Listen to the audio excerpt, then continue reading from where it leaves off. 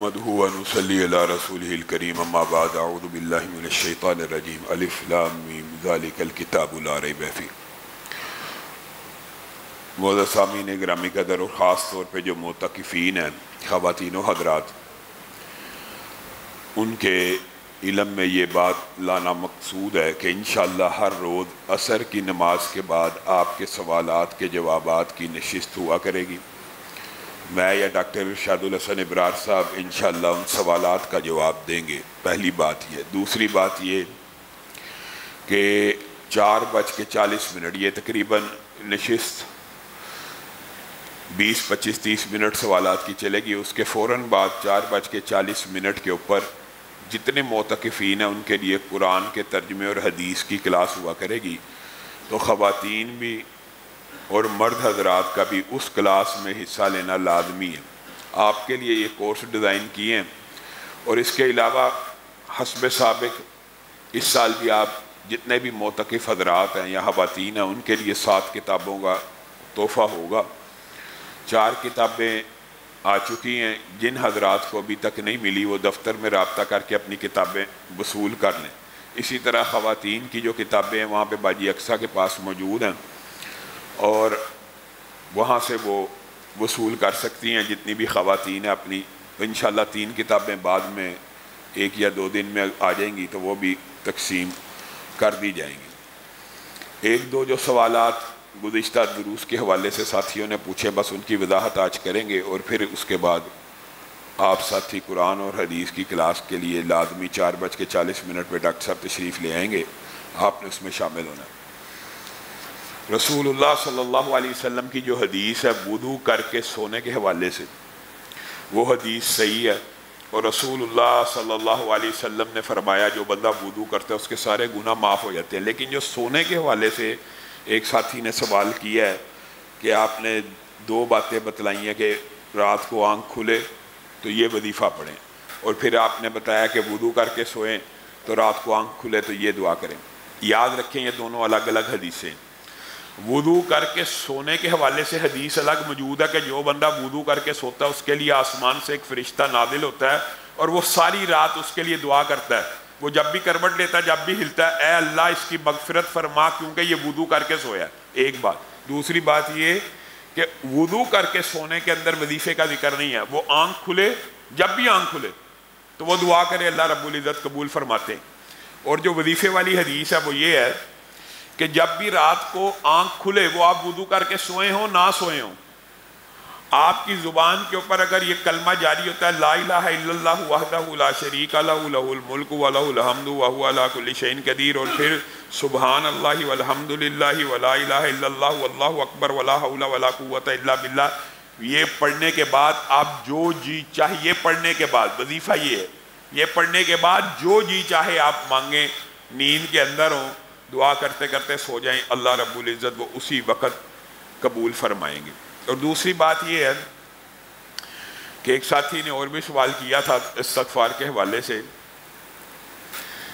یہ حدیث بھی صحیح ہے کہ کسی بندے سے کوئی گناہ ہو جاتا ہے، عمومی گناہ ہوتے ہیں، ہم جا رہے ہیں کوئی پتہ نہیں لگتا، نظر کا گناہ ہو گیا، کسی کی حق تلفی کا گناہ ہو گیا، کسی کے آگے چل پڑے، کوئی رستے سے بوجھ نہ اٹھایا وغیرہ وغیرہ، یہ جو صغیرہ گناہ ہوتے ہیں یہ انسان کے ذہن میں رہتے بھی نہیں۔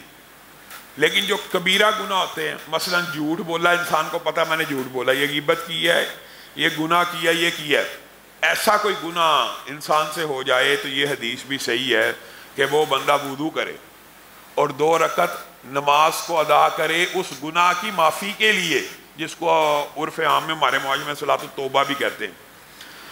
تو وہ جو 2 رکعت ہیں یہ بھی صحیح سنت سے اور حدیث سے ثابت ہے۔ اگر کوئی بندہ گناہ کبیرہ میں سے کسی کا مرتکب ہو جائے، جس گناہ کا انسان کو عمدن پتہ ہو، میں نے گناہ کی اقسام ہوتی ہے، ایک ہوتا ہے لاؤبالی طور پہ ہو جانا، وہ بھی انسان کی عادت بن جاتی ہے، پتہ ہی نہیں ہے کہ گناہ ہے۔ مثلا کسی کو طنز کرنا مقصود نہیں ہے، ایک بندہ داڑھی کاٹ رہا ہے، اس کو پتہ ہی نہیں ہے گناہ، شیو کر رہا ہے، وہ عادی ہو گیا ہوا، اس کو سمجھ ہی نہیں آتی یہ گناہ بھی ہے۔ ایک ہے گناہ عمدن کیا، قصدن کیا، پتہ ہے یہ گناہ ہے، پھر بھی سوچا یہ گناہ، پھر بھی جھوٹ بول دیا، سوچا یہ گناہ پھر بھی غیبت کر دی، سوچا یہ گناہ پھر بھی غیر محرم کو چھو لیا، یعنی پتہ بھی ہے۔ اور شیطان کے ہاتھوں اور وسوسوں اور نفسانی خواہشات، وہ گناہ کے لیے یہ جو 2 رکھتے ہیں، یہ صحیح حدیث سے ثابت ہے۔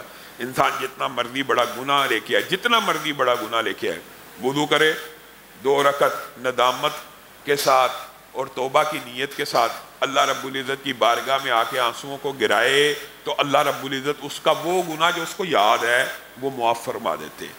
یعنی انسان اگر اپنے گناہوں کی، بڑے بڑے گناہوں کی معافی مانگنا چاہتا ہے تو وہ باوضو ہو کر 2 رکعت نماز کو ادا کر کے اللہ رب العزت کی بارگاہ میں آ کے ان کی توبہ کرے، تو اللہ رب العزت وہ گناہ معاف فرما دیتے ہیں۔ ویسے بھی حدیث سے صحیح کے الفاظ ہیں کہ جو بندہ اللہ کے خوف سے، وہ آنکھیں جو اللہ کے خوف سے بہہ پڑیں، ان کے اوپر جہنم کی آگ حرام ہے۔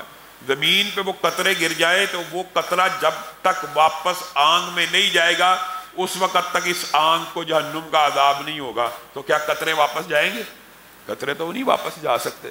حتیٰ کہ سنن ابن ماجہ کی ایک عظیم حدیث ہے کہ مکھی کے سر کے برابر بھی آنسو آ جائے ندامت کا، خوف خدا کا، اللہ کے خوف کا، تو اللہ رب العزت اس آنسو کو بھی قبول کرتے ہیں اور انسان کے گناہ کو معاف کر دیتے ہیں۔ تو کل سے سب ساتھی جنہوں نے سوالات کرنے ہیں وہ سارے کے سارے سوالات پہلے لکھ کے دفتر میں عصر سے پہلے جمع کرا دیا کریں، وہاں سے انشاءاللہ کل سے سوال و جواب کی نشست ہوگی۔ ایک ساتھی نے سوال کیا کہ 250 کی چیز لے کے 300 میں فروخت کرنا، 250 کی چیز لے کے 350 میں، 450 میں، اسی کو تجارت کہتے ہیں۔ یہ 100% جائز ہے اور درست ہے۔ اور پروفٹ مارجن کے حوالے سے کہ کتنا ہونا چاہیے، یہ بات یاد رکھیں، فقہا نے اس کے بارے میں تفصیلی بحث کی ہے، لیکن حقیقت یہ ہے کہ قرآن و سنت سے یہ بات ثابت ہے اور اس کی اجازت ہے کہ جس چیز کا مارکیٹ میں قحط موجود نہ ہو، مارکیٹ میں شارٹ نہ ہو۔ مثال دے رہا ہوں، ایک ہے ضروریات زندگی، ایک ہے آسائش زندگی۔ تو آسائش زندگی کی جتنی بھی چیزیں ہیں آپ ان کے اوپر جتنا مرضی پروفٹ لے سکتے ہیں، وہ خریدار کی مرضی ہے۔ جو ضروریات زندگی کی چیزیں فقہا نے بنیادی طور پہ جو فقہ میں آپ کو ملتا ہے نا، اتنے % پروفٹ، اس سے زیادہ نہیں ہونا چاہیے، وہ بھی ضروریات زندگی کے متعلق ہے۔ لیکن حقیقت بات یہی ہے کہ ضروریات زندگی بھی اگر مارکیٹ میں شارٹ نہ ہوں تو ان کے اوپر بھی جتنا مرضی پروفٹ لیا جا سکتا ہے، جائز ہے، درست ہے، اسی کو تجارت کہتے ہیں۔ ہمیں کیسے پتہ چلے گا کہ ہماری کوئی عبادت قبول ہے کہ نہیں؟ اس حوالے سے رات کے دروس کے اندر لیکچر چل رہے ہیں، اور عبادت کی قبولیت کا جو اندیشہ اور خطرہ وہ مومن اور نیک بندوں کے دلوں میں ہوتا ہے۔ ضروری نہیں کہ ہر نیک عمل قبول ہو، اللہ کی مرضی ہے کوئی نیک عمل قبول ہو یا نہ ہو۔ یہ کیسے پتہ لگے گا؟ اس چیز کا انسان کو اللہ نے مکلف نہیں بنایا، عبادات کرنے کا مکلف بنایا، اس کے بعد دعا کرنے کا مکلف بنایا۔ اور حضرت عمر کا ایک قول ہے صحیح سند کے ساتھ کہ جو بندہ، جس بندے کو اللہ تعالیٰ دعا کی توفیق دیتا ہے نا، وہ سمجھ لے اس کی اللہ نے قبول کرنی ہے۔ تو اسی طرح جس بندے کو اللہ عبادت کی توفیق دیتا ہے وہ سمجھ لے، دعا بھی عبادات میں سے، وہ سمجھ لے اس کی اللہ نے قبول کرنی ہے، کیونکہ توفیق ہی اسے ملتی ہے جس کی قبول کرنی ہوتی ہے۔ اور اسی لیے حضرت عمر نے کہا تھا جس طرح کھانا کھانے سے پیٹ بھرتا ہے، پانی پینے سے پیاس بجھتی ہے، اسی طرح دعا کرنے سے دعا قبول ہوتی ہے، منظور ہوتی ہے، اور عبادات کرنے سے عبادات قبول اور منظور ہوتی ہیں۔ نا قبول ہونے کا بعض نشانیاں محدثین نے بہرحال بیان کی ہیں کہ ایک بندہ عبادت کر رہا ہے اور اس کو اللہ رب العزت ضرور اس بات کی اطلاع فرما دیتے ہیں کسی نہ کسی طریقے کے ذریعے کہ تیری عبادت قبول نہیں ہے۔ اس کے ذہن میں یہ اشکال ڈالا جاتا ہے تیرا رزق حرام کا ہے، تو نے فلاں کے پیسے دینے ہیں، تیری عبادات سنت کے مطابق نہیں، تیری عبادات میں شرک موجود ہے، وغیرہ وغیرہ۔ یعنی اس کے لیے اشارے اللہ رب العزت دے دیتے ہیں۔ انشاءاللہ اس حوالے سے کل رات کو بھی اور آج بھی اگر موقع ملا تو گفتگو کریں گے کہ عبادات کی قبولیت میں جو چیزیں رکاوٹ ہیں۔ پہلی ایک بات آپ کے سامنے رکھ دی ہے، اور یہاں سے ہم نے بات شروع کی تھی کہ جو بندہ حرام کماتا ہے اس کا نیکی کا کوئی بھی عمل قبول نہیں ہوتا۔ تو گویا عبادات کی قبولیت میں رکاوٹ حرام عمل بھی ہے، اور شرک بھی ہے، اور ریاکاری بھی ہے، اور حدیث کے مطابق عمل کرنا بھی ہے۔ اگر وہ بندہ حدیث کے مطابق عمل نہیں کرتا تو اس کی عبادت قبول نہیں ہے۔ ویسے انسان کے ذہن میں یہ وسوسہ اور وہم شیطان ڈالتا ہے تو نماز پڑھ رہا تیری نماز قبول نہیں، تو ذکر کر رہا تیرا ذکر قبول نہیں، تو قرآن پڑھ رہا ہے، یہ وسوسہ انسانی دماغ میں نہیں آنا، خوف ہونا چاہیے کہ اللہ قبول کرے، امید بھی ہونی چاہیے۔ تو سب ساتھی انشاءاللہ 4:40 پہ ڈاکٹر صاحب آئیں گے اور وہ قرآن و حدیث کے حوالے سے ترجمہ کلاس اور آپ کے معتکفین حضرات کی ٹریننگ کریں گے، تو سب ساتھی اس میں شریک ہوں۔ جن معتکف حضرات نے ابھی تک اپنی کتابوں کو وصول نہیں کیا وہ دفتر سے اپنی کتابوں کو وصول کر لیں۔